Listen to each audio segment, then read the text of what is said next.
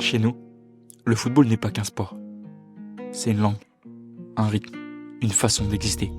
Il naît partout. Dans nos quartiers, au pied des tours, sur l'asphalte brûlant du centre-ville. Dans les parcs, sur les quais, dans les stades où résonne l'écho des anciens. Ici, personne ne demande d'où tu viens, mais seulement comment tu joues. Garçon, fille, peu importe l'âge ou l'origine. Le Havre, c'est une ville de mer et de sueur. Une ville où le football est une tradition, une identité. Parce qu'ici, le foot est populaire. Et il n'a qu'une seule règle, jouer. Et aujourd'hui, le HAC écrit aussi son histoire, au féminin. Là, on est à Coquereville. Je m'appelle Menji Melinda, j'ai 18 ans. J'ai commencé le foot à Gonfreville. Quand j'étais petite, je jouais avec les garçons. Et à l'âge de 9 ans, 10 ans, je suis partie au HAC, j'ai fait les tests et je suis allée là-bas et depuis, j'y suis toujours. Alors aujourd'hui, le recrutement, l'objectif c'est d'avoir un maximum les meilleures Normandes. Déjà, on est le seul centre de formation en Normandie, donc on a un œil très attentif sur tout ce qui est les rassemblements ligues et les interligues. Et puis ensuite, on commence à s'ouvrir sur la région parisienne qui est pas très loin, et puis sur la Bretagne, le Nord. Voilà, c'est nos secteurs de recherche.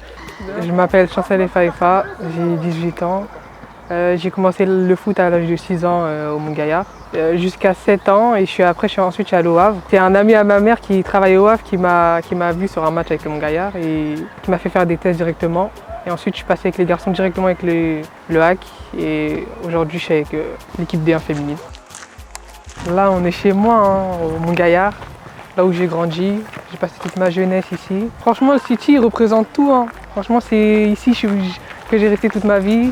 J'ai passé toute ma jeunesse ici, j'ai fait que de jouer ici. C'est même ici que j'ai appris le foot avec que des garçons.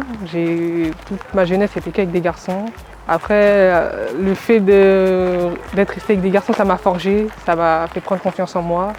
Je suis resté solide grâce à eux et je pense que il y a 50% de mes capacités, c'est grâce à eux. C'est une chance en tant que directeur d'un centre de formation que le coach de l'équipe première en fait était à ma place l'année dernière et sur les années précédentes. Mais surtout, il a une sensibilité sur la formation et sur les jeunes joueuses parce que ça fait aussi, nous, notre force. Le fait de projeter des jeunes rapidement, de les mettre sur le devant de la scène assez rapidement, c'est aussi quelque chose que nous, on peut proposer, que d'autres grands clubs ne peuvent pas proposer pour plein de raisons. C'est où j'ai commencé à jouer au foot et en vrai j'étais beaucoup avec eux deux. À chaque fois que je venais au City, ils étaient là et après au fur et à mesure j'ai grandi avec eux. C'est un peu où là tout a commencé. On la mettait dans le groupe, on l'intégrait, il n'y avait pas de différence entre filles et garçons. Elle était destinée à un chemin, on le sentait. Elle avait le niveau pour jouer avec nous. C'était pendant l'été, les bonnes ambiances, des tournois de foot. À 3, à 4, à 5. On jouait de midi à 18h, franchement c'était cool. On était beaucoup. Par rapport aux autres, à se démarquer, on voyait qu'il n'y avait pas de différence entre filles et garçons quand on jouait. Elle était même supérieure aux autres des fois de temps en temps. Avant tout, ce qu'on recherche, c'est des qualités humaines. Pour moi, c'est important. Sur le recrutement, je vois les familles plusieurs fois, je vois les jeunes plusieurs fois. On les fait venir en immersion au sein de notre centre de formation pour les voir à l'intérieur, pour voir comment elles se comportent. Et puis après, forcément, voir comment elles se comportent sur le terrain. Là, on est devant ma maternelle et mon école primaire. L'école, c'est important car c'est important d'avoir un double projet. Dans le foot, on n'est pas à l'abri des blessures, on ne sait pas qui peut nous arriver plus tard. Moi, malgré tout, malgré que j'ai signé mon premier contrat, c'est quand même important pour moi de continuer l'école. Cette année, je passe le bac et j'espère le décrocher, comme ça je ferai plaisir à ma famille, à tout le monde, le club, tout le monde. Et c'est important aussi. Mais je sais que c'est quelque chose qui est important pour la suite parce qu'il peut tout arriver dans le foot. En vrai, il y a des bons souvenirs, les récréations, j'ai fait beaucoup de connaissances là-bas. Même si j'ai signé mon contrat pro, je continue toujours l'école. Je suis en terminale pro chez l'administration. J'alterne avec les entraînements. Des fois c'est le matin, des fois c'est l'après-midi. J'alterne, je continue toujours et j'espère que j'aurai le bac. Si j'ai entraînement le matin, je vais à l'entraînement. Après je me douche directement là-bas, je vais manger. Et après je vais directement au lycée jusqu'à la fin de journée. Une grosse vision sur la scolarité. On est connu et reconnu pour notre formation, mais malgré tout, on sait très bien qu'on ne peut pas offrir parfois les mêmes choses que dans d'autres grosses structures. Pour moi, la scolarité, c'est un point où on est très bien et on doit le rester parce que ça doit être un point un point fort pour notre formation.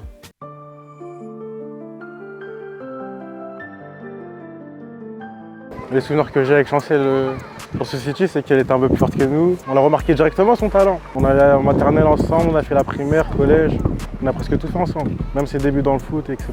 Mais en vrai, je suis fier d'elle, ça me fait plaisir. De toute façon, je savais qu'elle avait un vrai niveau par rapport à nous, surtout qu'on est des garçons et elle c'est une fille.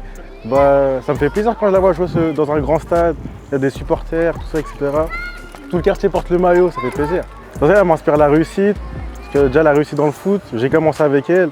Et d'avoir à ce niveau-là maintenant, elle m'inspire beaucoup de réussite. Elle n'a jamais lâché, elle a persévéré dans ce qu'elle faisait et ça fait plaisir de l'avoir comme ça maintenant.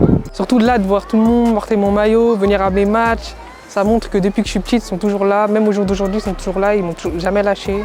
Moi, mentalement, il ne fallait pas lâcher parce que là, si tu perdais, là, c'était foutu pour toi. tu te faisais terminer. En plus, vu que j'étais une femme, je voulais tout le temps montrer que j'étais au-dessus d'eux.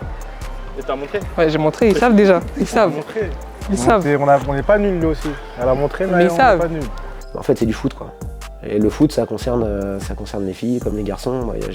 On a eu le passage dans le monde professionnel, mais il n'y a toujours pas de convention collective, par exemple. Donc pour moi, c'est un grand pas qui doit être franchi par les instances et par tout le monde pour faire un bond en avant et pouvoir continuer à avancer. Maintenant, le football a tellement une place importante dans la société d'aujourd'hui que je ne vois pas pourquoi le football féminin ne prendrait pas aussi une place importante.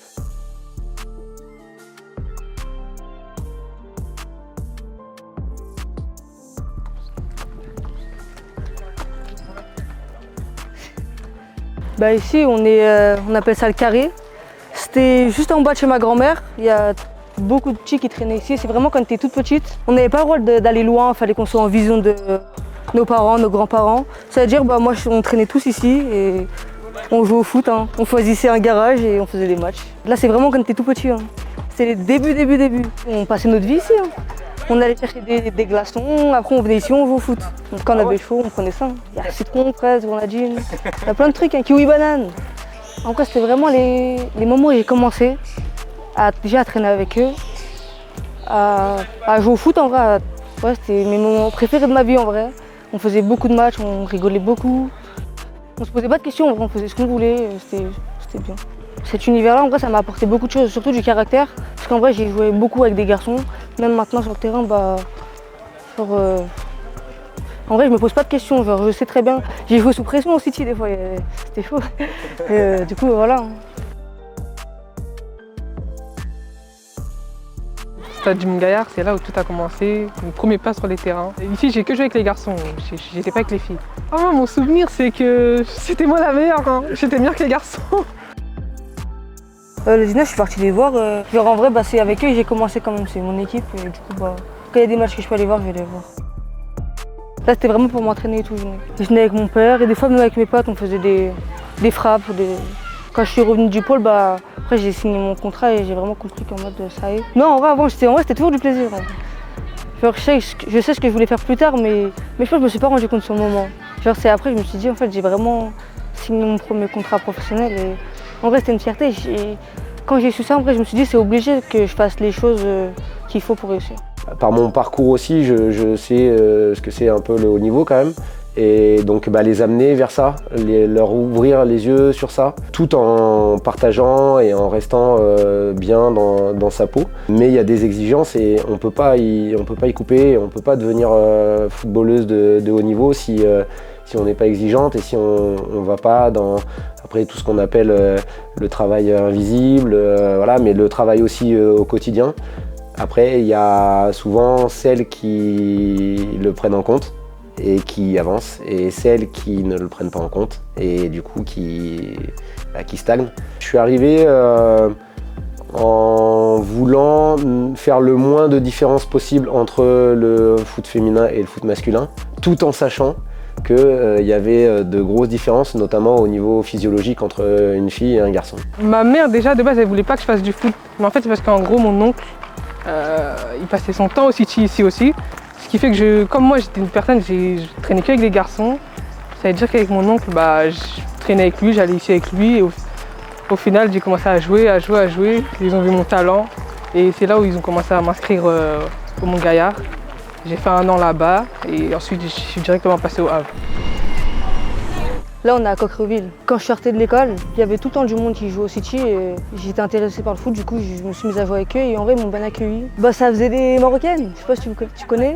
Après, on a fait beaucoup de tournois. Tu prends un but, tu sors. Hein.